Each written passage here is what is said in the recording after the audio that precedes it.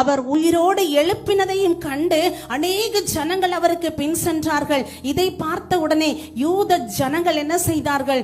இவர்தான் தலைவர், இவர்தான் அடுத்தது ராஜா என்று சொல்லி அவரை அரசியலில் ராஜாவாக, உலகத்தின் ராஜாவாக அவரை ஏற்படுத்த வேண்டும் என்று சொல்லி அப்படியே அந்த ஆட்சியை கவிழ்த்து விடலாம் என்று சொல்லி அவரை அப்படியே கடந்து அவருக்கு பின்னால செல்றாங்க. ஆனா ஆண்டவரை பார்த்து, ஏன் அப்படின்னா அவர்கள் அடிமைத்தனத்துக்குள் இருக்கும் போது எங்களை மீட்க வந்த ராஜா, எங்களை மீட்க வந்த ஒரு ஆளுகை செய்கிற ராஜா என்று நினைத்து எல்லாரும் யூதருக்கு ராஜாவாகிய தாவீதின் குமாரனுக்கு ஓசன்னா, தாவீதின் குமாரனே எங்களை மீட்க வந்தவரே எங்களை மீட்டுக் கொள்ளுங்கள் என்று சொல்லிதான் ஓசன்னா என்று சொன்னார்கள். ஹல்லேலூயா. ஆனால் அவர் இந்த உலகத்தின் ராஜ்யத்தை அல்ல, நமக்கு எல்லாருக்கும் பரலோக ராஜ்யத்தை தரும்படி அடிக்கப்படுகிற ஆட்டுக்குட்டியாய் அவர் பிரதான ஆசாரியருக்கு முன்பதாய் போய் நின்றார். அவர் ரோமருடைய ஆட்சியிலே பிலாத்தோவுக்கு முன்னாடி